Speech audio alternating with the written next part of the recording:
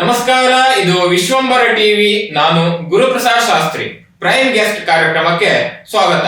ಇವತ್ತು ನಮ್ಮ ಜೊತೆಗಿದ್ದಾರೆ ಕರ್ನಾಟಕ ರಾಜ್ಯ ಸರ್ಕಾರದ ಪಶ್ಚಿಮ ಘಟ್ಟ ಕಾರ್ಯಪಡೆಯ ಮಾಜಿ ಅಧ್ಯಕ್ಷರು ಹಾಗೂ ಹಿರಿಯ ಪರಿಸರ ಹೋರಾಟಗಾರರಾಗಿರುವ ಶ್ರೀ ಅನಂತ್ ಹೆಗಡೆ ಅಶಿಸರ ಅವರು. ಕಾರ್ಯಕ್ರಮಕ್ಕೆ ಆತ್ಮೀಯ ಸ್ವಾಗತ. ನಮಸ್ತೆ ಸರ್. ನಮಸ್ಕಾರ. ಪ್ರಿಯ ವೀಕ್ಷಕರೇ, ಈ ವಿಡಿಯೋನ ನೋಡೋದಕ್ಕೂ ಮೊದಲು ನಮ್ಮ ಚಾನೆಲ್ ಅನ್ನ ಇನ್ನು ಸಬ್ಸ್ಕ್ರೈಬ್ ಮಾಡ್ಕೊಂಡಿಲ್ಲ ಆದ್ರೆ ತಕ್ಷಣವೇ ಸಬ್ಸ್ಕ್ರೈಬ್ ಮಾಡ್ಕೊಳ್ಳಿ. ಹಾಗೆ ವಿಡಿಯೋ ಇಷ್ಟ ಆಗಿದ್ರೆ ಶೇರ್ ಮಾಡಿ. ಸರ್, ತಾವು ಕಳೆದೊಂದು 45ರಿಂದ 50 ವರ್ಷ ಅಂದ್ರೆ 1980ರ ದಶಕದಿಂದ ಆರಂಭಗೊಂಡು ಕಳೆದೊಂದು 4-5 ದಶಕಗಳ ಕಾಲ ಪರಿಸರ ಹೋರಾಟದಲ್ಲಿ ಸಕ್ರಿಯವಾಗಿ ಜಿಲ್ಲೆಯಲ್ಲಿ, ರಾಜ್ಯದಲ್ಲಿ, ಜೊತೆಗೆ ದೇಶ ಮಟ್ಟದಲ್ಲೂ ಸಾಕಷ್ಟು ಹೋರಾಟವನ್ನು ಮಾಡಿ ಪರಿಸರ ಉಳಿವಿಗಾಗಿ ಗುರುಸ್ಕೊಂಡಿದ್ದಾರೆ.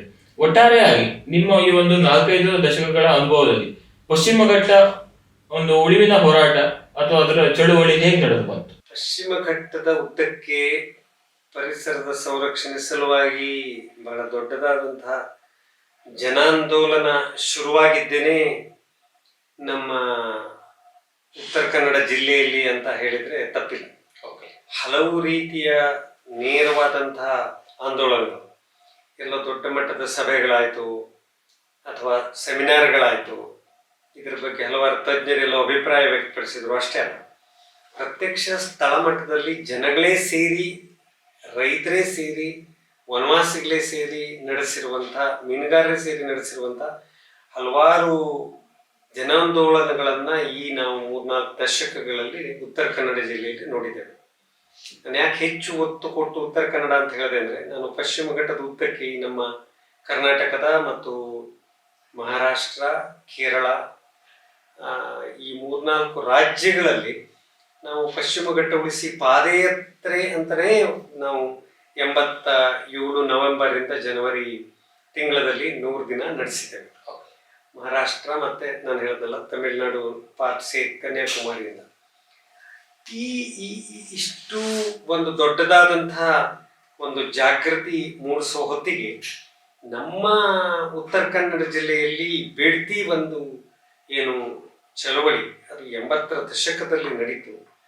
ಆ ನಂತರ 92ನೇ ಇಸ್ವಿ 91ನೇ ಇಸ್ವಿ ಹೊತ್ತಿಗೆ ಪೂಜ್ಯ ಸ್ವರ್ಣವಲ್ಲಿ ಶ್ರೀಗಳ ಪಾದಯಾತ್ರೆ ಏನಿತ್ತು, ಮತ್ತು ಈ 10 ವರ್ಷಗಳಲ್ಲಿ ನಡೆದಿರುವಂಥ ಹಲವು ಬೇರೆ ಬೇರೆ ವಿಶೇಷಗಳು. ಉದಾಹರಣೆಗೆ ಈ ಬೇಡ್ತಿಗೆ ಸಂಬಂಧಪಟ್ಟಂಥ, ಅಗ್ರಹಾರಕ್ಕೆ ಸಂಬಂಧಪಟ್ಟಂಥ ಒಂದು ರಾಷ್ಟ್ರೀಯ ವಿಜ್ಞಾನಿಗಳ ಒಂದು ಸಮ್ಮೇಳನ ಶಿರಸಿಯ TSS ಅಲ್ಲಿ ನಡೆಯಿತು. ಇದು ಎಲ್ಲದರ ಪರಿಣಾಮ ನಾವು 80ರ ದಶಕದ ಹೊತ್ತಿಗೆ ರಾಷ್ಟ್ರ ಮತ್ತು ಜಗತ್ತಿನ ಮಟ್ಟದಲ್ಲಿ ಇದೊಂದು ಪಶ್ಚಿಮ ಘಟ್ಟದಂತಹ ಅತಿ ಸೂಕ್ಷ್ಮ ಪರಿಸರದ ಪ್ರದೇಶದಲ್ಲಿ ಇಷ್ಟು ದೊಡ್ಡದಾದಂತಹ ಜನಾಂದೋಲನ ನಡೀತಿದ್ದು ಅಂತ ಪರಿಸರ ಇತಿಹಾಸದಲ್ಲಿ ಒಂದು ದೊಡ್ಡದಾದಂತಹ ಹೆಸರು. ಆದರೆ ನಾವು ಆ 80ರ ದಶಕದಲ್ಲೇ ಹಲವಾರು ಚಳವಳಿಗಳು ಬಂದ್ಬಿಟ್ಟು, ಕೈಗಾ ಬಂತು, ಶರಾವತಿ ಟೇಲ್ ರೇಸ್ ಇತ್ತು, ಅದರ ನಂತರ ಆಮೇಲೆ ಅಲ್ಲಿ ಕುದುರೆಮುಖ ಬಂತು, ಈಚೆ ಕಡೆಗೆ 90ರ ದಶಕದಲ್ಲಿ ಬಿಸ್ಗೂಡು ಚಳವಳಿ ಬಂತು. ನಾವು ಕಾಳಿ 90s ಅಲ್ಲಿ ಮತ್ತು 2000ನೇ ಇಸ್ವಿ ಹೊತ್ತಿಗೆ ಕಾಳಿ ಕಣಿವೆನಲ್ಲೂ ಮತ್ತೆ ನಾವು ಬೇರೆ ಬೇರೆ ಅಣೆಕಟ್ಟುಗಳ ವಿರುದ್ಧ ಹೋರಾಟಗಳನ್ನು ನಡೆಸಿದ್ವಿ. ನಾವು 80ರ ದಶಕದಲ್ಲೇನೆ ಈ ಅಪರ್ ತುಂಗಾ ಅಂದರೆ ತುಂಗಾ ಮೇಲ್ದಂಡೆ ಯೋಜನೆ ಅಂತ ನೀವು ಎಲ್ಲರೂ ಕಳಸ ಮತ್ತು ಬಾಳೆಹೊನ್ನೂರು ಆ ಪ್ರದೇಶದಲ್ಲಿ, ಹೊರನಾಡು ಅಂತ ಹೇಳ್ತೀವಲ್ಲ, ಆ ಪ್ರದೇಶದಲ್ಲೇನೆ ತುಂಗಾ ಅಪರ್ ಭದ್ರಾ ನದಿಗೆ ಅಣೆಕಟ್ಟು ಕಟ್ಟುವಂಥ ಹೋರಾಟಗಳು ನಡೀತು ವಿರುದ್ಧ. ಇಷ್ಟೆಲ್ಲ ನಡೆದೋಯ್ತು. ಆದರೆ ಆ ಸಂದರ್ಭಗಳಲ್ಲಿ ಅದೊಂದು ಹೊಸದಾದಂತಹದ್ದು, ಮತ್ತು ಸ್ಥಳೀಯ ಜನ ತಾವು ಮುಳುಗಡೆ ಆಗ್ತೀವಿ ಅಂತ ಹೇಳಿ ತಮ್ಮ ಪ್ರದೇಶ ಅಡಿಕೆ ತೋಟಗಳು ಮುಳುಗ್ತದೆ ಅಥವಾ ಇನ್ನೇನೋ ಆಗ್ತದೆ ಜನಕ್ಕೆ ಅಂತ ಹೇಳಿ ನಮಗೆ ಒಂದು ಆತಂಕ, ಭಯನೂ ಇತ್ತು. ವಿರೋಧ ಮಾಡಿದ್ವಿ. ಆ ಹೋರಾಟಗಳಲ್ಲೂ ಕೂಡ ಅನೇಕ ಸಾಮಾಜಿಕ ಹೋರಾಟಗಾರರು ಬಂದರು. ಇದು ಒಂದು ಭಾಗ. ಆದರೆ ಅಷ್ಟೊತ್ತಿಗೆ ನಾವು ಈ 90ರ ದಶಕದ ಹೊತ್ತಿಗೆ ಇಡೀ ಜಗತ್ತಿನಲ್ಲೇ ಇದ್ರ ಬಗ್ಗೆ ಒಂದು ದೊಡ್ಡದಾದಂಥ ಹವಾ ಇತ್ತು. ಏನಂದರೆ, ಇದು ಪರ್ಯಾವರಣದ ಬಗ್ಗೆ ಸಾಕಷ್ಟು ಕಾಯ್ದೆ ಕಾನೂನುಗಳು ಬಂದು, ನಾವು 90ರ ದಶಕದಲ್ಲಿ ಎಷ್ಟೆಲ್ಲ ಕಾನೂನುಗಳು ಬಂದು ಅಂತಂದರೆ ನಮಗೆ ಈಗ ಅದನ್ನ ಉಲ್ಲೇಖ ಮಾಡಲಿಕ್ಕೆ ನಮ್ಗೆ ಅರ್ಧ ಗಂಟೆ ಬೇಕು. ಹಾಗಾಗಿ ಈ ಜೀವ ವೈವಿಧ್ಯ ಮಂಡಳಿಗೆ ನಾನು ಅಧ್ಯಕ್ಷ ಆದ. ಆದರೆ ಅದಕ್ಕಿಂತ ಮೊದಲೇನೆ ನಾವು ಜೀವ ವೈವಿಧ್ಯ ದಾಖಲಾತಿ ಒಂದು ಜನಾಂದೋಲನವನ್ನೇ ಗ್ರಾಮ ಮಟ್ಟದಲ್ಲಿ ನಾವು ಎಂಟರಿಂದ ಪ್ರಾರಂಭ ಮಾಡಿದ್ವಿ. ಇಂಡಿಯನ್ ಇನ್ಸ್ಟಿಟ್ಯೂಟ್ ಆಫ್ ಸೈನ್ಸ್ನವರು, ಡಾಕ್ಟರ್ ಮಾಧವ್ ಗಾಡ್ಗೀಳ್ ಅವರು, ಮತ್ತು FR ಲೆಚ್ಚಿಯ ಒಂದು ಸಹಯೋಗ ಎಲ್ಲ ಸಿಕ್ಕಿತ್ತು ನಮಗೆ. ಇವರೆಲ್ಲರ ಜೊತೆಗೆ ನಾವು ಹಳ್ಳಿಗಳಲ್ಲಿ ಜೀವ ವೈವಿಧ್ಯ ದಾಖಲಾತಿ ನಡೆಸುವಂಥದ್ದು, ಜೀವ ವೈವಿಧ್ಯ ಕಾಯ್ದೆ ರೂಪಿಸ್ಬೇಕಾದ್ರೂ ಕೂಡ ನಾವು ಎಲ್ಲೋ ಶಿರ್ಸಿಯಲ್ಲಿ, ಸಾಗರದಲ್ಲಿ, ಬೆಂಗಳೂರಿನಲ್ಲಿ ಎಲ್ಲ ಕೂತು ಅದರ ಮಸೂದೆ ಹೇಗೆ ತಯಾರು ಮಾಡೋದು ಅಂತ ಚರ್ಚೆ ನಡೆಸಿದ್ವಿ. 2002ರಲ್ಲಿ ಜೀವ ವೈವಿಧ್ಯ ಕಾಯ್ದೆ ಬಂತು. ಅದಕ್ಕೆ ಮೊದಲನೇ ನಮಗೆ ಅರಣ್ಯ ಕಾಯ್ದೆ ಇತ್ತು, ಪರಿಸರ ಕಾಯ್ದೆ ಇತ್ತು, ಆಮೇಲೆ ನಿಮ್ದು ವನ್ಯಜೀವಿ ಕಾಯ್ದೆ ಇತ್ತು, ಎಲ್ಲ ಕಾಯ್ದೆಗಳು ಬಂದ್ಬಿಟ್ಟಿದ್ದಾವೆ. ಸೊ ಹಾಗಾಗಿ ಕಾಯ್ದೆಗಳು ಈಗ 21ನೇ ಶತಮಾನಕ್ಕೆ ಬಂದರೆ ತುಂಬ ಜಾಸ್ತಿ ಇದೆ. CRZ ಕಾಯ್ದೆ ಬಂದಿದೆ. ಆದರೆ ಈ ಇಡೀ ಪ್ರದೇಶದಲ್ಲಿ ನಮಗೆ ಇರುವಂತಹ ಸಮಸ್ಯೆ ಏನಂದರೆ, ಜನಗಳು ಬಹಳ ದೊಡ್ಡ ಪ್ರಮಾಣದಲ್ಲಿ 20ನೇ ಶತಮಾನದಲ್ಲಿ ಬಂದು ಭಾಗವಹಿಸಿದರು. ಆದರೆ ಈ ಜಾಗತೀಕರಣದ ಒಂದು ಪರಿಣಾಮ ಮತ್ತು ಎಲ್ಲ ನಮ್ಮ ಸಾಮಾಜಿಕ ಮಾಧ್ಯಮಗಳು ಮತ್ತು ಎಲ್ಲನೂ ಸೇರಿ ನಾವು 21ನೇ ಶತಮಾನದ ಈ ಹೊತ್ತಿಗೆ, 25ನೇ ಇಸ್ವಿ ಹೊತ್ತಿಗೆ, 2025 ಹೊತ್ತಿಗೆ ಈ ಚಳವಳಿಗಳ ಸ್ವರೂಪನೇ ಭಿನ್ನ ಆಗ್ಬಿಟ್ಟಿದ್ದಾವೆ. ಹಾಗಾಗಿ ನಾನು ಇದರ ವಿಶ್ಲೇಷಣೆನೇ ಮಾಡದೇನೆ, ಇನ್ನಷ್ಟು ವಿಶ್ಲೇಷಣೆಗೆ ಹೋಗ್ದೇನೆ, ಇದನ್ನೊಂದು ಭೂಮಿಕೆಯಾಗಿ ತಗೊಂಡು ನಾವು ಹೇಗೆ ನಮ್ಮ ಜಿಲ್ಲೆಯಲ್ಲಿ, ಅದು ಶರಾವತಿ ಆಯಿತು, ಮುಖ್ಯವಾಗಿ ಈಗ ಪ್ರಚಲಿತವಾಗಿ ನಾವು ಇವತ್ತು ಬೆಡ್ತಿ ಅಘನಾಶಿನಿ ಒಂದು ಹೋರಾಟವನ್ನ, ಜನಾಂದೋಲನವನ್ನು 3 ತಿಂಗಳ ಹಿಂದೆಯಿಂದ ಮತ್ತೆ ಪುನಃ ಪ್ರಾರಂಭ ಮಾಡಿದ್ವಿ. 30-40 ವರ್ಷದಿಂದ ಇದೆ, ಮತ್ತೆ ಈಗ ನಮ್ಮ ಕಣ್ಮುಂದೆ ಬಂದಿದೆ. ನಾವು ಹೋರಾಟವನ್ನ ಕೈಗೆತ್ಕೊಂಡಿದ್ದೇವೆ. ಸರ್, ಈಗ ನಮ್ಮ ಜಿಲ್ಲೆಯಲ್ಲಿ ಹೇಗಾಗಿದೆ ಕೇಳಿದ್ರೆ, ಪ್ರತಿ ಒಂದು 5 ವರ್ಷಕ್ಕೋ ಅಥವಾ 6 ವರ್ಷಕ್ಕೋ 8 ವರ್ಷಕ್ಕೋ ಒಂದೊಂದು ಗುಮ್ಮಗಳು ಬರ್ತಾ ಇವೆ. ಈಗ ನೀವು ಉಲ್ಲೇಖ ಮಾಡಿದ್ರಿ, ಈಗ 3 ಗುಮ್ಮಗಳು ಬಹುತೇಕ ಒಂದರ ಹಿಂದೆ ಸಾಲಾಗಿ ಬಂದಿದೆ. ಅದು ಶರಾವತಿ ಪಂಪ್ ಸ್ಟೋರೇಜ್ ಆಗಿರ್ಬೋದು ಕರಾವಳಿಯಲ್ಲಿ, ಅದರ ಜೊತೆಗೆ ಘಟ್ಟದ ಮೇಲ್ಭಾಗದಲ್ಲಿ ಬೇಡ್ತಿ ನದಿ ತಿರುವು ಯೋಜನೆ ಆಗಿರ್ಬೋದು, ಜೊತೆಗೆ ಅಘನಾಶಿನಿ ಮತ್ತೆ ವೇದಾವತಿ ನದಿ ಸಂಬಂಧಪಟ್ಟ ಹಾಗೆ ಯೋಜನೆ. ಈ 3 ಯೋಜನೆಗಳ ಸ್ವರೂಪ ಏನಿದೆ, ಅಥವಾ ರಾಜ್ಯ ಸರ್ಕಾರ ಅನುಷ್ಠಾನ ಮಾಡೋದ್ರಿಂದ ನಮ್ಮ ಜಿಲ್ಲೆಗೆ ಲಾಭದ ಹಾನಿ? ಲಾಭ ಹಾನಿ ವಿಷಯಕ್ಕಿಂತ ಈ ಯೋಜನೆಗಳು ನಮ್ಮ ಜಿಲ್ಲೆ ಮೇಲೆ ಏನು ದುಷ್ಪರಿಣಾಮಗಳನ್ನ ಬೀರ್ತವೆ ಅನ್ನೋದ್ರ ಹಿನ್ನೆಲೆಯಲ್ಲಿ ನಾವೀಗ ವಿರೋಧ ಮಾಡ್ತಾ ಇರುವಂಥದ್ದು. ಲಾಭ ಹಾನಿ ವಿಷಯನೂ ಇದೆ, ಯಾಕಂದ್ರೆ ನಾವು ವೈಜ್ಞಾನಿಕವಾಗಿ ಇದ್ರ ಬಗ್ಗೆ ಬಹಳಷ್ಟು ಅಭ್ಯಾಸಗಳನ್ನು ಕೂಡ ನಾವು ಮಾಡಿದ್ದೇವೆ.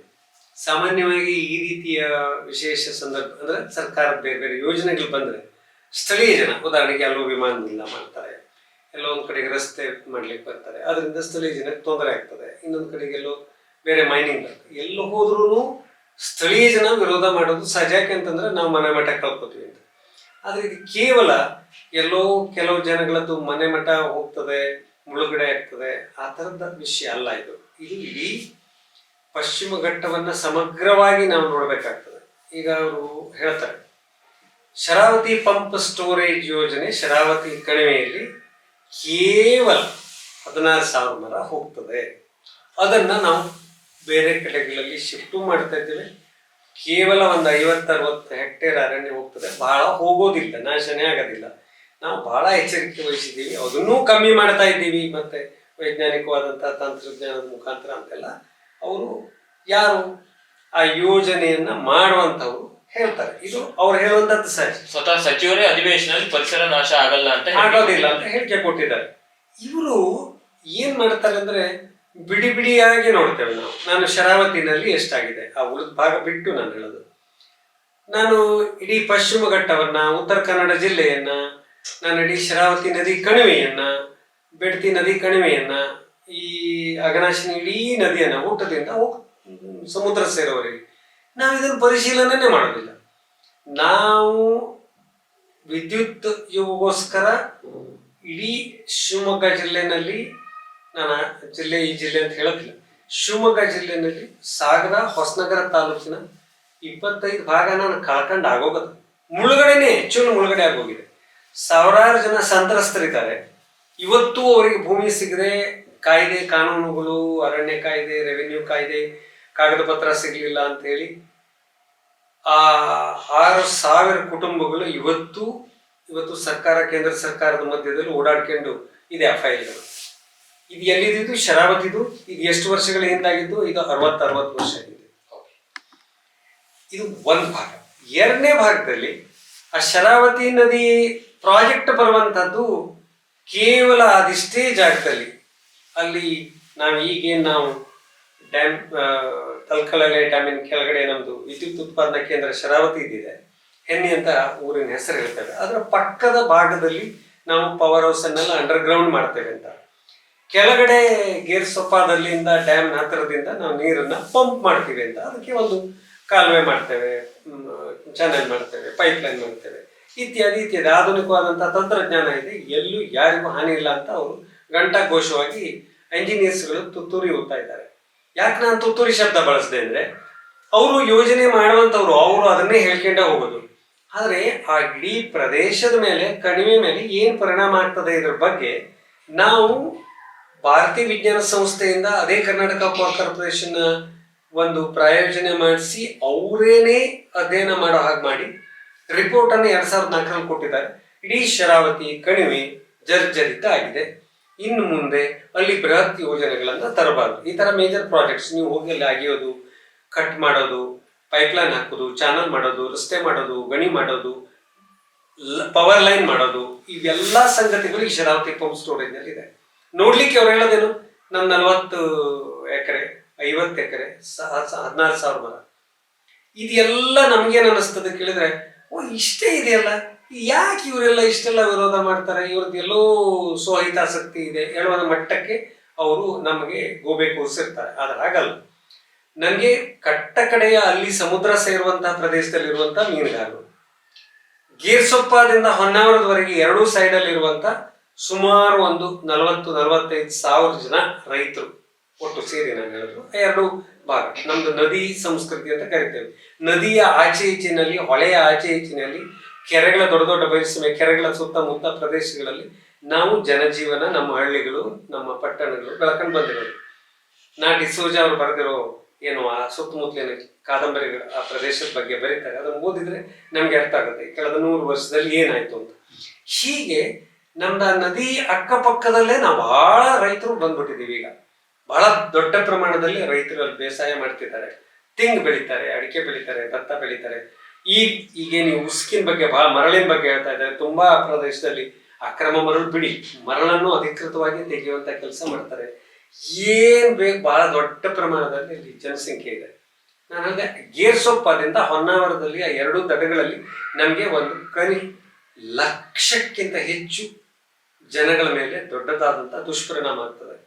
ನಾವು ಆ ಯೋಜನೆಯ ಪರಿಣಾಮ, ಉಪಯೋಗ ಎಲ್ಲ ಆಗ್ತದೆ ಅಂತ ಏನು ಅವ್ರು ಹೇಳ್ತಾ ಇದ್ದಾರೆ ಉಪಯೋಗ, ನಾನು 800 ಜನಕ್ಕೆ ಉದ್ಯೋಗ ಕೊಡ್ತೇನೆ, ನಾನು 1000 ಜನಕ್ಕೆ ಇದನ್ನು ಕೊಡ್ತೇನೆ, ನಾವು ಅಲ್ಲಿ 2,000 ಮೆಗಾವಾಟ್ ವಿದ್ಯುತ್ ಉತ್ಪಾದನೆ ಮಾಡ್ತೇವೆ. ವಿದ್ಯುತ್ತನ್ನು ಎಲ್ಲಿ, ನಾನು ಎಲ್ಲ ಕಡೆಗಳಲ್ಲಿ ಇವತ್ತು ಆಲ್ಟರ್ನೇಟಿವ್ ಎನರ್ಜಿ ಬಂದಿದೆ, ಅದನ್ನು ಮಾಡ್ಲಿಕ್ಕೆ ಸಾಧ್ಯ ಇದೆ ಅಂತ ಎಲ್ಲರೂ ಹೇಳ್ತಿದ್ದಾರೆ, ವಿಜ್ಞಾನಿಗಳು ಹೇಳ್ತಾ ಇದ್ದಾರೆ.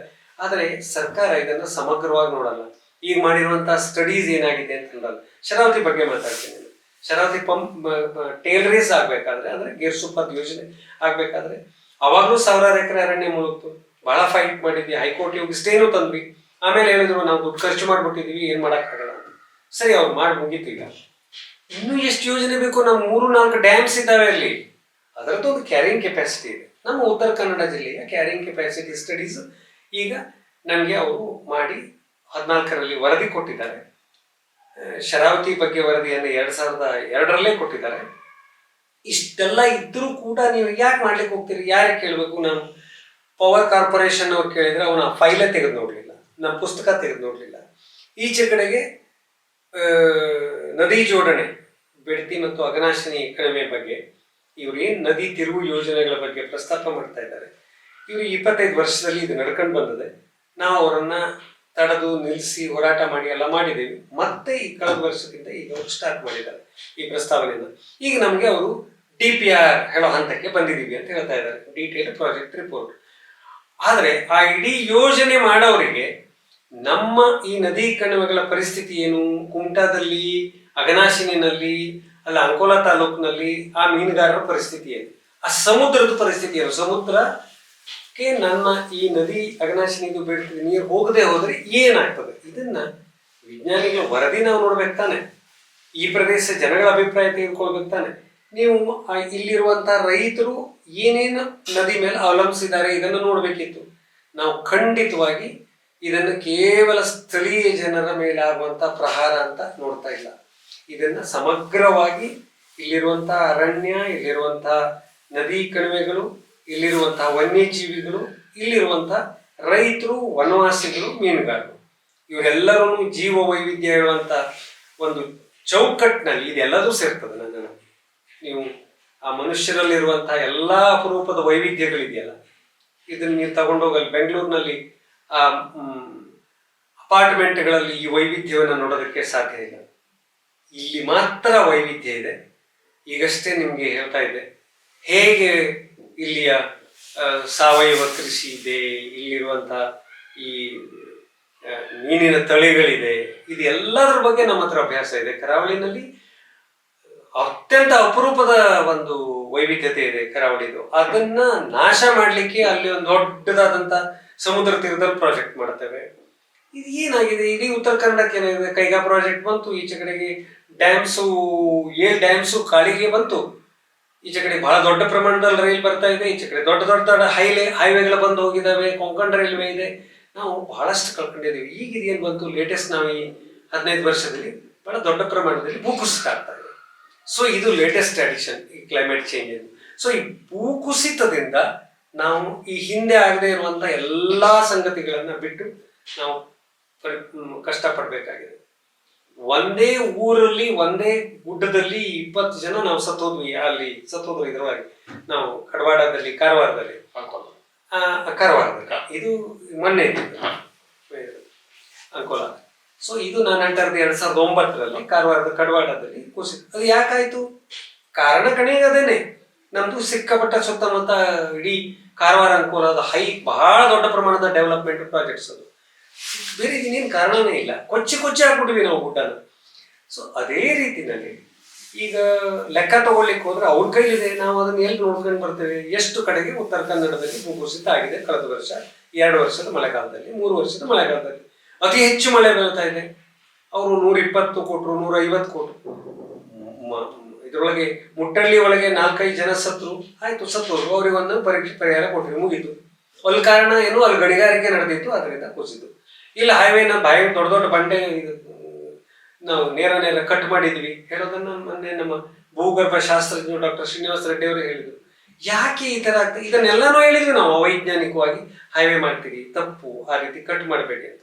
ಸೊ ಎಲ್ಲದಕ್ಕೂ ವಿರೋಧ ಮಾಡ್ತೀವಿ ಅಂದ್ರೆ, ಸೊ ನಮಗೆ ರಸ್ತೆ ಬೇಕು, ಒಳ್ಳೆ ರಸ್ತೆ ಬೇಕು, ಆದ್ರೆ ಎಷ್ಟು ಅಗಲದ ರಸ್ತೆ ಬೇಕು ಅನ್ನೋದು ಈ ಪಶ್ಚಿಮ ಘಟ್ಟದಲ್ಲಿ ನಿಶ್ಚಯ ಆಗಬೇಕು. ಇದನ್ನ ಒಂದು ಹೈ ಲೆವೆಲ್ ಎಕ್ಸ್ಪರ್ಟ್ ಕಮಿಟಿನಲ್ಲಿ ಅವರು ತೀರ್ಮಾನ ಮಾಡಿರ್ತಾರೆ. ಆದ್ರೆ ಆ ಎಕ್ಸ್ಪರ್ಟ್ ಕಮಿಟಿಗಳ ರಿಪೋರ್ಟ್ ಅನ್ನ ಇಲ್ಲಿ ಜಾರಿ ಮಾಡೋದೇ ಇಲ್ಲ. ನಾವು ಖಂಡಿತವಾಗಿ ನಮ್ಗೆ ಅತ್ಯಂತವಾದ ಒಳ್ಳೆ ರಸ್ತೆಗಳು ಬೇಕು. ಹಾವೇರಿ ಶಿರ್ಸಿಗೂ ಒಳ್ಳೆ ರಸ್ತೆ ಬೇಕು, ಶಿರ್ಸಿ ಕುಮಟಾಕ್ಕೂ ಒಳ್ಳೆ ರಸ್ತೆ ಬೇಕು, ಗಟ್ಟಿ ಮುಟ್ಟಾದ ಒಳ್ಳೆ ರಸ್ತೆಗಳು ಬೇಕು. ಅದ್ರ ಬಿಟ್ಟು ನೀವು ಎಲ್ಲಾನು ಕಟ್ ಮಾಡಿ ತೆಗೆದು ಮಾಡಬೇಕು ಅಂತ ಹೇಳಿದ್ವಿ. ಈಗೇನಾಯ್ತು, ಅದೇ ದೇವಿ ಮನೆ ಘಟ್ಟನೇ ಕುಸಿದು ಬೀಳ್ತಾ ಇದೆ ಇವತ್ತು, ಮತ್ತು ಬರೋ ವರ್ಷ ಮತ್ತೆ ಕುಸಿತದೆ. ಹಾಗಾಗಿ ಇದ್ರ ಬಗ್ಗೆ ಇನ್ನಷ್ಟು ವೈಜ್ಞಾನಿಕವಾಗಿ, ಇನ್ನಷ್ಟು ವ್ಯವಸ್ಥಿತವಾಗಿ, ಇನ್ನಷ್ಟು ಸುಸ್ಥಿರ ಅಂದ್ರೆ ಸುಸ್ಥಿರ ಅಭಿವೃದ್ಧಿ ಅಂತ ಇವತ್ತು ಈ ಜಗತ್ತಲ್ಲಿ ಒಂದು ಕಾನ್ಸೆಪ್ಟ್ ಬಂದಿದೆ. ಈ ಸುಸ್ಥಿರ ಅಭಿವೃದ್ಧಿ ಮಲೆನಾಡಿಗೆ, ಪಶ್ಚಿಮ ಘಟ್ಟಕ್ಕೆ ಏನ್ ಬೇಕು, ಹೇಗಿರ್ಬೇಕು ಅನ್ನೋದ್ರ ಬಗ್ಗೆನೆ ನಾವು ಶಿರ್ಸಿಯಲ್ಲಾಯ್ತು, ಸಾಗರದಲ್ಲಾಯ್ತು, ಬೆಂಗಳೂರಲ್ಲಾಯ್ತು, ಇವರೆಲ್ಲರಿಗೆ ನಾವು ವಿಶೇಷವಾದಂತಹ ಪ್ರಸ್ತಾವನೆಗಳನ್ನ ಕೇಳಿ, ನಾವ್ಯಾರು ಒಂದೆರಡು ಸಂಸ್ಥೆಗಳ ವಿಜ್ಞಾನಿಗಳು ಬಂದ್ರು, ಅದರಲ್ಲಿ ರೈತರು ಬಂದ್ರು, ಅರಣ್ಯ ಕಾಲೇಜಿನವ್ರು ಬಂದ್ರು, ಆಚೆ ಕಡೆಗೆ ಅಗ್ರಿ ಯೂನಿವರ್ಸಿಟಿ ಅವರು ಇದ್ದಾರೆ, ಇವರೆಲ್ಲರೂ ಇದ್ದಾರೆ, ಇಂಡಿಯನ್ ಇನ್ಸ್ಟಿಟ್ಯೂಟ್ ಸಂಸ್ಥೆಯವರು ಇದ್ದಾರೆ. ಆದ್ರೆ ಇವರ ಬಯೋಡೈವರ್ಸಿಟಿ ಬೋರ್ಡ್ ಇದೆ, ವೈಲ್ಡ್ ಲೈಫ್ ಬೋರ್ಡ್ ಇದೆ. ಇವರೆಲ್ಲಾ ಎಕ್ಸ್ಪರ್ಟ್ಸ್ ಅನ್ನು ಇಟ್ಕೊಂಡು ನಾವು ಸರ್ಕಾರಕ್ಕೆ ವರದಿಗಳನ್ನು ಕೊಟ್ರೆ, ನಾವು ಪಶ್ಚಿಮ ಘಟ್ಟ ಕಾರ್ಯಪಡೆ ವರದಿ ತಯಾರು ಮಾಡಿದ್ದು. ಹಾಗೆ ನಾವು 2013ರಲ್ಲಿ ಆ ವರದಿಯನ್ನು ಕೊಟ್ಟಿದ್ದೀವಿ. ಕಣ್ಣೆತ್ತಿ ನೋಡೋದಿಲ್ಲ ಅವರು. ಸರ್ಕಾರದವ್ರು ಯಾರು ನೋಡ್ಬೇಕು? ಈ ತರ ಪ್ರಾಜೆಕ್ಟ್ಸ್ ಮಾಡೋದಕ್ಕಿಂತ ಮೊದಲೇ ನೀವು ಇಲ್ಲಿ ಕೆಂಪು ಪಟ್ಟಿ ಹಚ್ಚಬೇಕು, ಇಲ್ಲ ಈ ಪ್ರದೇಶದಲ್ಲಿ ದೊಡ್ಡ ಯೋಜನೆಗಳನ್ನ ಮಾಡಬಾರ್ದು ಅಂತ. 25 ವರ್ಷಗಳಿಂದ ಅದೇ ಇತ್ತು ಪಶ್ಚಿಮ ಘಟ್ಟದಲ್ಲಿ ಈ ತರ. ಈಗ ನಾವು ಅದನ್ನೆಲ್ಲ ಗಾಳಿ ತೋರ್ತಾ ಇದ್ದೀವಿ. ನಾವು ಸರ್ಕಾರದವರೇ ಇದ್ದು ಇಂಥ ಪ್ರಾಜೆಕ್ಟ್ಸ್ ತರ್ತಾ ಇದ್ದೀವಿ, ಈ ಎಲ್ಲಾ ಕಾಯ್ದೆಗಳನ್ನ ವೈಲೇಟ್ ಮಾಡ್ತಾ ಇದ್ದೀವಿ. ಇದನ್ನ ನಾವು ಪ್ರಶ್ನೆ ಕೇಳ್ತಾ ಇದ್ದೀವಿ. ಸರ್ಕಾರದವರು ನೀವು ವೈಲೇಷನ್ ಮಾಡ್ತೀರಿ. ಈಚೆ ಕಡೆಗೆ ಎಂಜಿನಿಯರ್ಸು ಇರಿಗೇಷನ್ ಡಿಪಾರ್ಟ್ಮೆಂಟ್ ಅಲ್ಲಿ, ಕೇಂದ್ರ ಸರ್ಕಾರದ ಇರಿಗೇಷನ್ ಡಿಪಾರ್ಟ್ಮೆಂಟ್ ಅಲ್ಲಿ ನೀವು ಪ್ರಾಜೆಕ್ಟ್ಸ್ ರೆಡಿ ಮಾಡ್ತಾ ಇದ್ದೀರಿ. ನೀವು ಇದನ್ನ ಯಾವ್ದನ್ನು ನೋಡೇ ಇಲ್ಲ, ಶರಾವತಿಗೆ ಬಂದೇ ಇಲ್ಲ ನೀವು ಎಕ್ಸ್ಪರ್ಟ್ಸ್. ಇನ್ನೂ ಡಿಸೆಂಬರ್ದಲ್ಲಿ ಬರ್ತೀವಿ ಅಂತ ಹೇಳಿದ್ರು, ಇನ್ನೂ ಬಂದ್ಬಿಟ್ಲಿಲ್ಲ. 3 ತಿಂಗಳಾಯ್ತು ಅವ್ರು ಹೇಳಿ, ಡೆಲ್ಲಿಯಿಂದ ಎಕ್ಸ್ಪರ್ಟ್ಸ್ ಬಂದು ನೋಡ್ಬೇಕು ಅಂತ. ಶರಾವತಿನಲ್ಲಿ ಇದೇ ಆಗಿದೆ. ಅವ್ರು ಬಂದು ನೋಡಿದ ಮೇಲೆ ವರದಿ ಕೊಡ್ತೀವಿ ಅಂತ ಹೇಳಿದ್ದಾರೆ. ಈಗ ಅಲ್ಲಿಗೆ ನಿಂತ್ಕೊಂಡಿದೆ, ಅದು ಪೂರ್ಣ ಕ್ಲಿಯರೆನ್ಸ್ ಸಿಕ್ಕಿಲ್ಲ. ಅದೇ ಸಂಗತಿ ನಾವೀಗ ಬೆಡ್ತಿ ಮತ್ತು ಅಘನಾಶಿನಿನಲ್ಲಿ ನದಿ ತಿರುವು ಯೋಜನೆಗಳು, ಇದನ್ನ ನೀರನ್ನ ತೆಗೆದುಕೊಂಡು ಹೋದ್ರೆ ನಮ್ಮ ನದಿ ಒಳಗೆ ಎಷ್ಟು ನೀರು ಬರ್ತಾವೆ? 45% ನೀರನ್ನು ಕೆಳಗೆ ಬಿಡ್ತೀವಿ ಅಂತಾರೆ. ಯಾವಾಗ ಇದು ಸಮುದ್ರಕ್ಕೆ ಬೇಕು ಫ್ಲಡ್, ಘಟ್ಟದ ಕೆಳಗಿನ ರೈತರು ಮೀನುಗಾರರಿಗೆ ಬೇಕು ಅಂದ್ರೆ ನೆರೆಯ ನೀರು ಬೇಕು. ಅವ್ರು ಹೇಳ್ತಾರೆ ವ್ಯರ್ಥವಾಗಿ ಸಮುದ್ರಕ್ಕೆ ಸೇರ್ತದೆ ಅಂತ ವಿಧಾನಸಭೆಯಲ್ಲಿ ಅವ್ರ ಮಂತ್ರಿಗಳು ಭಾಷಣ ಮಾಡ್ಬಿಡ್ತಾರೆ. ಅಧಿಕಾರಿಗಳು ಬರಕೊಟ್ಟಿದ್ದನ್ನು ಓದ್ತಾರೆ ಅವರು. ಆದ್ರೆ ಯಾವ IFS ಅಧಿಕಾರಿಗಳಿದ್ದಾರೆ, ಯಾವ IAS ಅಧಿಕಾರಿಗಳಿದ್ದಾರೆ, ಇವರು ವಿಜ್ಞಾನಿಗಳನ್ನ ಕರೆದು ಮೊನ್ನೆ ರಾಜ್ಯದ ಮುಖ್ಯಮಂತ್ರಿಗಳಿಗೆ ಇಲ್ಲಿಯ ಸಂಸದರು ಮತ್ತು ಶಾಸಕರ ಜೊತೆಗೆ ನಮ್ಮ ಬೆಡತಿ ಅಘನಾಶಿನಿ ನಿಯೋಗ ಹೋಗಿ ಭೇಟಿಯಾದಾಗಲೂ ಅವ್ರು ಒಪ್ಕೊಂಡಿದ್ದಾರೆ. ಇದಾಗಿ 1.5 ತಿಂಗಳಾಯ್ತು. ಏನು, ನಾವು ವಿಜ್ಞಾನಿಗಳನ್ನ ಅಧಿಕಾರಿಗಳನ್ನ ನಿಮ್ಮನ್ನ ಕರೆದು ಸಭೆ ಮಾಡ್ತೇವೆ ಅಂತ. ಅವ್ರು ಯಾರು ಸಭೆ ಮಾಡ್ತಾನೆ ಇಲ್ವೇ? ಬೆಡತಿ ಅಘನಾಶಿನಿದು ಈಗ ಬೆಡತಿನಲ್ಲಿ ಅವರು ಸರ್ವೆ ಬರ್ತೇವೆ ಅಂತ ಹೇಳ್ತಾರೆ. ಇಲ್ಲಿ ಸರ್ವೆ ಬರ್ತಿದ್ದೀವಿ ಅಂತ ಹೇಳಿ ಗಲಾಟೆ ನಡೀತಿದೆ. ಅದು ಜಿಯೋಲಾಜಿಕಲ್ ಸರ್ವೆ ಆಫ್ ಇಂಡಿಯಾದವ್ರು ಮಾಡ್ತಾರೆ ಅಂತೇಳಿ ಅವರು ತೋರಿಸಿದ್ದಾರೆ. ಯಾಕೆ ನೀವು ಬೆಡತಿನಲ್ಲಿ ಅಘನಾಶಿನಿಗೆ ಬಂದು ಜಿಯೋಲಾಜಿಕಲ್ ಸರ್ವೆ ಆಫ್ ಇಂಡಿಯಾದವ್ರು ಮಾಡ್ತೀರಿ? ನೀವೇನು ಹೇಳ್ತೀರಿ ಇದು ನಮ್ಮ ಡ್ಯಾಮಿಗೆ ಸಂಬಂಧಪಟ್ಟಿದ್ದಲ್ಲ ಅಂತ. ನಾನು ಅವರಿಗೆ ನಮ್ಮ ಬೆಡತಿ ಸಮಿತಿಯಿಂದ ಅವರಿಗೆ ಕೇಳಿದ್ರಿ, ಯಾರು ಈ ನಿಮ್ಮ ನೀರಾವರಿ ಇಲಾಖೆಯ ಮುಖ್ಯಸ್ಥರಿದ್ದಾರೆ ಅವರಿಗೆ. ಅವ್ರು ಹೇಳಿದ್ದಾರೆ ಇಲ್ಲ, ನಾವು ಯಾರು ಸಮೀಕ್ಷೆಗೆ ಬಂದಿಲ್ಲ ಅಂತ ಸ್ಪಷ್ಟಪಡಿಸಿದ್ದಾರೆ. ಏನು ಸ್ಪಷ್ಟಪಡಿಸಿದ್ದಾರೆ? ನಾವು ಸಮೀಕ್ಷೆಗೆ ಬಂದಿಲ್ಲ ಅಂತ. ಆಯ್ತು, ಅವ್ರು ಯಾಕೆ ಬಂದಿದ್ದಾರೆ? ಇದನ್ನ ಜಿಲ್ಲಾಧಿಕಾರಿಗಳು ಹೇಳಿದ್ರೆ ಇಲ್ಲ. ಎಲ್ಲರಿಗೂ ಪ್ರಶ್ನೆ ಕೇಳ್ತೇವೆ. ಎಲ್ಲ ಕಡೆ ನಾವು ಸ್ಥಾನಿಕವಾಗಿ ವಿರೋಧ ಮಾಡಿದ್ದೇವೆ. ಕಾವಲು ಸಮಿತಿಗಳನ್ನು ಮಾಡಿದ್ದಾರೆ. ಪಟ್ಟಣದೊಳಗಿನ ಕಾವಲು ಸಮಿತಿ ಇದೆ, ಅಘನಾಶಿನಿನಲ್ಲಿದೆ, ಬೆಡ್ತಿನಲ್ಲಿದೆ, ಶಾಲ್ಮಲದಲ್ಲಿದೆ. ಸ್ಥಳೀಯ ಜನ ಇವತ್ತು ಬಹಳ ವ್ಯವಸ್ಥಿತವಾಗಿ, ಅಹಿಂಸಾತ್ಮಕವಾಗಿ, ಬಹಳ ಚೆನ್ನಾಗಿ ತಿಳ್ಕೊಂಡು ಈ ಎಲ್ಲ ವಿಷಯಗಳಲ್ಲಿ ಸರ್ಕಾರಕ್ಕೆ ನೀವು ಯೋಜನೆ ಮಾಡೋದನ್ನ ತಡೆಗಟ್ತೀವಿ ಅಂತ ಗಂಟಾ ಘೋಷವಾಗಿ ಹೇಳಿದ್ದಾರೆ. ರ್ಯಾಲಿಗಳನ್ನ ಮಾಡಿದ್ದಾರೆ, ವಿಜ್ಞಾನಿಗಳ ಸಮಾವೇಶವನ್ನು ಮಾಡಿದ್ದಾರೆ, ಬೆಂಗಳೂರಿನಲ್ಲೂ ಹೋಗಿ ವಿಜ್ಞಾನಿಗಳನ್ನ ಗೋಷ್ಠಿಯನ್ನ ಮಾಡಿದ್ದಾರೆ. ಈಗ ನಾವು ಕೇಂದ್ರ ಸರ್ಕಾರಕ್ಕೆ ಹೋಗಿ ಕೇಂದ್ರ ಸರ್ಕಾರ ನೀರಾವರಿ ಇಲಾಖೆ ಸಚಿವರನ್ನ ಇಲ್ಲಿಯ ಸಂಸದರನ್ನು ಇಟ್ಕೊಂಡು ನಾವು ಈಗ ಭೇಟಿ ಮಾಡಬೇಕಾಗಿದೆ. ಅದು ಮುಂದಿನ ಇರುವಂತ ಕಾರ್ಯಕ್ರಮ. ಇದರ ಮಧ್ಯದಲ್ಲಿ ನಾನು ಇದನ್ನೊಂದು ಹೇಳಲೇಬೇಕು. ಈಗ ಒಂದು ದೊಡ್ಡದಾದಂತ ಜನ ಸಮಾವೇಶವನ್ನ ಮಾಡೋದು ನದಿ ಮಟ್ಟದಲ್ಲಿ ಮಾಡಿದ್ವಿ, ವಿಜ್ಞಾನಿಗಳನ್ನ ಕೂಡಿಸಿ ಸಭೆಗಳನ್ನು ಮಾಡಿದ್ವಿ, ಬೆಂಗಳೂರಿನಲ್ಲಿ ಮಾಡಿದ್ವಿ. ಅದೇ ರೀತಿ ಹೋರಾಟ ಸಮಿತಿಯನ್ನು ಬಹಳ ಬಲಪಡಿಸಿದ್ವಿ. ಅದ್ರ ಜೊತೆಗೆ ಸರ್ಕಾರಕ್ಕೆ ನಿಯೋಗದಲ್ಲಿ ಹೋಗಿ ಹೇಳಿದ್ವಿ. ನಮ್ಮ ಮುಂದಿನ ಹೆಜ್ಜೆನೆ ದೊಡ್ಡದಾದಂತಹ ಜನ ಸಮಾವೇಶ, ಇಡೀ ಉತ್ತರ ಕನ್ನಡ ಉಳಿಸಿ ಅಂತ ಹೇಳಿ ಎಲ್ಲಾ ಮಠಾಧೀಶರು ಬರ್ಬೇಕದಕ್ಕೆ. ಪೂಜ್ಯ ಸ್ವರ್ಣವಲ್ಲಿ ಸ್ವಾಮೀಜಿಯವರ ಗೌರವ ಅಧ್ಯಕ್ಷತೆಯಲ್ಲಿ ಏನ್ ನಡೀತಾ ಇರುವಂತಹ ಈ ಜನ ಸಮಾವೇಶ ವಿಶೇಷವಾಗಿ ಜನವರಿ 11ನೇ ತಾರೀಕಿನ ದಿವಸ ನಡೀತಾ ಇದೆ. ಈಗ ಅದಕ್ಕೋಸ್ಕರನೇ ನಾವು ಎಲ್ಲಾ ಕಡೆಗಳಲ್ಲಿ ಸಭೆಗಳನ್ನ, ತಯಾರಿ ಸಭೆಗಳನ್ನ ನಡೆಸ್ತೇವೆ. ಬಹಳ ದೊಡ್ಡದಾದಂತಹ ಜನ ಸಮಾವೇಶ ನಡೆಸಿ ಸರ್ಕಾರಕ್ಕೆ ಮತ್ತೆ ಒಕ್ಕೊರಲಿಂದ ಹೇಳ್ತಾ ಇದ್ದೇವೆ. ಆದ್ರೆ ನಾನು ಈಗಾಗಲೇ ಆ ಯೋಜನೆಯ ಕುರಿತು ಹೇಳಬೇಕಾದಂತದ್ದು ಏನು ಇಲ್ವೇ ಇಲ್ಲ. ಇಲ್ಲಿಂದ ನಾವು 20 ಮೆಗಾವಾಟ್ ತೆಗೆದುಕೊಂಡು ಹೋಗ್ತೇವೆ ಬೆಡ್ತಿನಲ್ಲಿ, ಅಘನಾಶಿನಿನಲ್ಲಿ 35 ಮೆಗಾವಾಟ್ TMC ನೀರನ್ನ ತೆಗೆದುಕೊಂಡು ಹೋಗ್ತೇವೆ. ಎರಡೂ ಕಡೆಗಳಲ್ಲಿ ನೀರನ್ನ TMC 20 ಮತ್ತು 35 TMCಗಳನ್ನು ತೆಗೆದುಕೊಂಡು ಹೋಗ್ತೇವೆ ಅಂತ. ಇದನ್ನ ಚಾನೆಲ್ ಮೂಲಕ ತಗೊಂಡು ಹೋಗ್ತೀರಿ. ರಸ್ತೆ ಮಾಡಬೇಕು, ಪವರ್ ಹೌಸ್ ಬೇಕು, ಪವರ್ ಲೈನ್ ಬೇಕು, ವಿದ್ಯುತ್ತನ್ನ ಇದು ನೀರನ್ನ ನೀವು ಮೇಲೆ ಎತ್ತಲಿಕ್ಕೆ ಪಂಪ್ ಹೌಸ್ ಬೇಕು. ಎಲ್ಲ ಕಡೆಗಳಲ್ಲಿ ನೀವು ಕೊಚ್ಚಾಕ್ತೀರಿ. ಅಲ್ಲಿ ಕಟ್ಟಡ ಬೇಕು, ನದಿ ಹತ್ರದಲ್ಲಿ ಚಿಕ್ಕದಾದಂತಹ ಡ್ಯಾಮ್ ಮಾಡ್ತೀನಿ ಅಂತ ಹೇಳ್ತೀರಿ. ಎಲ್ಲ ಚಿಕ್ಕದು ಅಂತೀರಿ. ಆಮೇಲೆ ಚಿಕ್ಕದು ಇದನ್ನ ದೊಡ್ಡದು ಮಾಡಬೇಕಾಗತ್ತೆ. ಯಾಕಂದ್ರೆ ನೀರು ಕಡಿಮೆ ಆಗ್ಬಿಡುತ್ತೆ. 3 ವರ್ಷಕ್ಕೆ ಮತ್ತೆ ದೊಡ್ಡದು ಮಾಡ್ತೇವೆ ಅಂತಾರೆ. ನೀರು ಕಮ್ಮಿ ಆಗೋಯ್ತು ಮಾಡ್ತೇವೆ ಅಂತ ಹೇಳ್ತಾರೆ. ಬೇಸಿಗೆನಲ್ಲಿ ನೀರು ತಗೊಂಡು ಹೋಗೋದಿಲ್ಲ ಅಂತೀರಿ. ಆದ್ರೆ ಬೇಸಿಗೆನಲ್ಲೇ ತಗೊಂಡು ಹೋಗ್ತಾರೆ. ಅತ್ಯಂತ ಹಸಿ ಸುಳ್ಳುಗಳನ್ನು ಹೇಳ್ತಾ ಇದ್ದಾರೆ ಅವರು. ಮಳೆಗಾಲದ ಒಂದೇ ಅಲ್ಲ ತಗೊಂಡು ಹೋಗೋದು, ಬೇಸಿಗೆನಲ್ಲೂ ತಗೊಂಡು ಹೋಗ್ಲೇಬೇಕು ನೀರು. ಯಾಕೆಂದ್ರೆ ನಮಗೆ ನೀರು ಇಲ್ಲದೆ ಇರುವಂತ ಕಾಲ ಅಂದ್ರೆ ಅದು ಬಯಲುಸೀಮೆ ಇರಲಿ, ಮಲೆನಾಡಿರ್ಲಿ, ನಮಗೆ ಬೇಸಿಗೆಯಲ್ಲಿ ನೀರು ಬೇಕು. ಬಟ್ ಈಗಲೇ ಬಿಸಿಲು, ಬಹಳ ಬಿಸಿಲು ಈ ಕಳೆದ 3-4 ವರ್ಷಗಳಿಂದ ಬೇಸಿಗೆನಲ್ಲಿ ನಮ್ಮ ಮಲೆನಾಡಿನ ಹಳ್ಳಗಳು ಈಗ ಹೋಗಿ ನೋಡಿದ್ರು ನೀರೆಲ್ಲ ಕಡಿಮೆ ಆಗ್ತಾ ಇದೆ. ಸೊ ಹಾಗಾಗಿ ನಿಮ್ಮ ಅಳತೆ ತಪ್ಪು. ನೀವೇನ್ TMC ಲೆಕ್ಕ ಹೇಳ್ತೀರಿ ಅದು ಸಿಗೋದಿಲ್ಲ. ಎತ್ತಿನೊಳಿನಲ್ಲಿ ಪ್ರೂವ್ ಮಾಡಿದ್ದೇವೆ. ಅದು ಪ್ರಾರಂಭ ಆಗೋದಕ್ಕಿಂತ ಮೊದಲೇನೆ ನಿಮ್ಗೆ ಹೇಳಿದ್ದೇವೆ. 2000 ನಾವು ಹೇಳ್ತಾ ಇರೋದು 15, 16, 17ರಲ್ಲೇ ಹೇಳಿದೀವಿ. ನೀವು ಯೋಜನೆ ಸ್ಟಾರ್ಟ್ ಮಾಡೋ ಹೊತ್ತಿಗಿಂತ ಮೊದಲೇ ಹೇಳಿದೀವಿ 3 TMC ನೀರು ಸಿಗಲ್ಲ ಅಂತ. ಈಗ ತಗೊಂಡು ಹೋಗುವಂತ 24 TMC ಸಿಗ್ತದೆ ಅಂತ ಈಗಲೂ ಹೇಳ್ಕೊತಾನೆ ಇದ್ದೀರಿ. ನಿಮ್ಮಲ್ಲೇ ಕೇಂದ್ರ ಸರ್ಕಾರದವರು ಒಂದು ವಿಜ್ಞಾನ ಸಂಸ್ಥೆಯವರು ಹೇಳ್ತಾರೆ, ತಜ್ಞ ಸಂಸ್ಥೆಯವರು, ಅಲ್ಲಿ ನೀರಿಲ್ಲ ಅಂತ ಖಾಸಗಿಯಾಗಿ ಮಾತಾಡ್ತಾರೆ. ಈಚೆ ಕಡೆಗೆ ರಾಜ್ಯ ನೀರಾವರಿ ಇಲಾಖೆಯವರು ಹೇಳ್ತಾರೆ ಇಲ್ಲ, ನಮ್ಮ ಹತ್ರ ಇನ್ನೂ 20 TMC ನೀರು ತಗೊಂಡು ಹೋಗ್ತೀವಿ ಅಂತ. ಇವತ್ತು ನೀರು ತಗೊಂಡೋಗಿ ವಾಣಿ ವಿಲಾಸ ಸಾಗರಕ್ಕೆ ಕೆಡಕ್ತಾ ಇದ್ದೀರಿ. ಕೇವಲ 3 TMC. ಅದು ಕೋಲಾರಕ್ಕೆ ಹೋಗಿ ಮುಟ್ಟೋದಿಲ್ಲ. ಈಗ ಮೊನ್ನೆ ಅಧಿಕೃತವಾಗಿ ವಿಧಾನಸಭೆಯಲ್ಲಿ ಹೇಳಿದ್ದಾರೆ ಮಾನ್ಯ ನೀರಾವರಿ ಮಂತ್ರಿಗಳು, 16,000 ಕೋಟಿ ಖರ್ಚಾಗಿ ಹೋಗಿದೆ. ಇನ್ಮೇಲೆ ಮತ್ತೆ ಖರ್ಚು ಮಾಡ್ಬೇಕು ಅವರು. ಅಂದ್ರೆ ಇದಕ್ಕೆ ಇನ್ನೆಷ್ಟು 1,000 ಕೋಟಿ ಖರ್ಚು ಮಾಡ್ತೀರಿ? ಖರ್ಚು ಮಾಡಿ ನೀರು ಎಷ್ಟು ತಗೊಂಡು ಹೋಗ್ತೀರಿ ಕೇಳಿದ್ರೆ ಇಲ್ಲ. ಇಡೀ ಸಕಲೇಶಪುರ ತಾಲೂಕು, ಹಾಸನ ಜಿಲ್ಲೆ ಕೊಚ್ಚಿ ಹಾಕಿದಿರಿ. ನಮ್ದು ಮಂಗಳೂರು ಅಂದ್ರೆ ನಾನು ಹೇಳ್ತಾ ಇರೋದು ದಕ್ಷಿಣ ಕನ್ನಡ ಜಿಲ್ಲೆ ಏನಿದೆ, ಅಲ್ಲಿ ನೀರಿಗೆ ಹಾಹಾಕಾರ ಇದೆ. ನೇತ್ರಾವತಿ ಅವರು, ಆ ಇಡೀ ನದಿ ಪ್ರದೇಶದವರು ನಮಗೆ ನೀರಿಲ್ಲ ಬೇಸಿಗೆನಲ್ಲಿ ಅಂತ ಗದ್ದಲ ಮಾಡ್ತಾ ಇದ್ದಾರೆ. ಅಲ್ಲಿ MP ಅವರು, ಅಲ್ಲಿ ಶಾಸಕರು ಈಗಾಗಲೇ ಹೇಳ್ತಾ ಇದ್ದಾರೆ ನೀರಿಲ್ಲ ನಮ್ಗೆ ಅಂತ. ಯಾಕೆಂದ್ರೆ ನೀವು ಆ ಯೋಜನೆಯನ್ನು ಮಾಡಿ ನೀರನ್ನು ಬೆಂಗಳೂರಿಗೆ ಬೇರೆ ಕಡೆ ತಗೊಂಡೋಗಿದ್ದೀರಿ ಅಂತ. ಇದು ನಮ್ಮ ಅನುಭವ. ಎತ್ತಿನ ಹೊಳೆಯ ಪೂರ್ಣವಾದಂತಹ ಅಂದ್ರೆ ವಿಫಲತೆ ಇದೆಯಲ್ಲ, ಇದು ಬೇಡ್ತಿ ಮತ್ತು ಅಘನಾಶಿನಿಗೆ ದೊಡ್ಡದಾದಂತಹ ಪಾಠ ಇದೆ. ಹಾಗಾಗಿ ಸರ್ಕಾರಗಳು ಇದನ್ನ ಕೈ ಬಿಡಬೇಕು ಅಂತ. ರಾಜ್ಯ ಸರ್ಕಾರ ಯೋಜನೆಯನ್ನ ಜಾರಿ ಮಾಡಬೇಕಾದಂತ ಅಘನಾಶಿನಿ ಯೋಜನೆ ಇದೆ.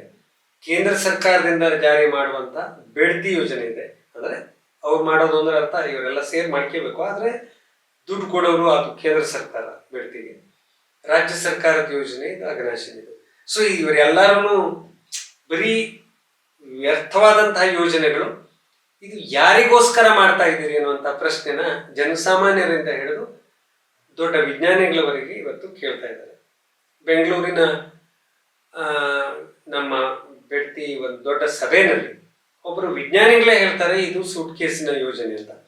ಈ ತರ ಎಲ್ಲರೂ ಮಾತಾಡ್ತಿದ್ದಾರೆ, ಇದು ಮೂರ್ಖ ಯೋಜನೆ ಅಂತ ಮಾತಾಡ್ತಾ ಇದ್ದಾರೆ. ಹಾಗಾಗಿ ನಾವು ಪುನಃ ಸುಮ್ಮನೆ ಅದು ಭ್ರಷ್ಟಾಚಾರದ ವಿರುದ್ಧ ಸರ್ಕಾರ ಹಾಗೆ ಮಾಡತ್ತೆ ಹೀಗೆ ಮಾಡತ್ತೆ ಅಂತ ಹೇಳ್ಕೊಂಡು ಕೂಡದೇನೆ ಈ ಯೋಜನೆ ಸುತಾರಾಮ್ ನಮಗ್ ಬೇಡ ಅಂತ ನಮ್ಮ ಜಿಲ್ಲೆಯ ಜನ ಒತ್ತಡವನ್ನು ಹಾಕಲೇಬೇಕು. ನಮ್ಮ ಪರವಾಗಿ ಜನಪ್ರತಿನಿಧಿಗಳು, ಅಲ್ಲಿ ವಿಧಾನಸಭೆ ಅಧಿವೇಶನ ಮುಕ್ತಾಯ ಆಗ್ತಾ ಇದೆ. ಇವತ್ತಿನವರೆಗೆ ನಾವು ಉತ್ತರ ಕರ್ನಾಟಕದ ಭಾಗ ಅಂತ ಕರಿತೇವೆ.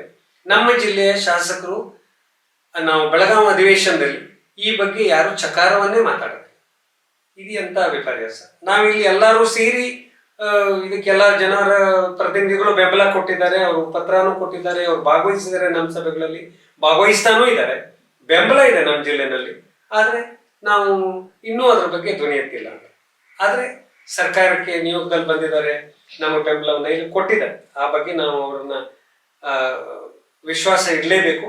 ಹಾಗಾಗಿ ಬರಲಿರುವಂತಹ ದಿವಸಗಳಲ್ಲಿ ನಮ್ಮ ಜಿಲ್ಲೆಯ ಜನಪ್ರತಿನಿಧಿಗಳು, ಇಲ್ಲಿ ಇರುವಂತಹ ಸರ್ವ ಪಕ್ಷಗಳ ಮುಖಂಡರು ಮುಖ್ಯವಾಗಿ ಇದರೊಳಗೆ ನೇರವಾಗಿ ಬಂದು ತಮ್ಮ ಬೆಂಬಲವನ್ನ ವ್ಯಕ್ತ ಮಾಡಬೇಕು ಅಂತ ನಾನು ಬೇಡ್ತಿ ಅಘನಾಶಿನಿ ಸಮಿತಿ ಪರವಾಗಿ ಕೇಳ್ಕೊಳ್ತೇನೆ.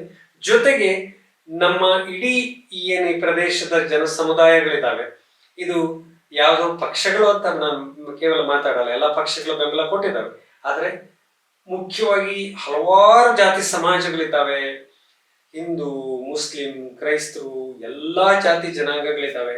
ಹಿಂದೂ ಸಮಾಜದಲ್ಲೇನೆ ಹಲವಾರು ಸಮುದಾಯಗಳಿದ್ದಾವೆ. ಇವರೆಲ್ಲರದು ಕೂಡ ಬೆಂಬಲವನ್ನ ಇವತ್ತು ವ್ಯಕ್ತಪಡಿಸ್ತಾ ಇದ್ದಾರೆ.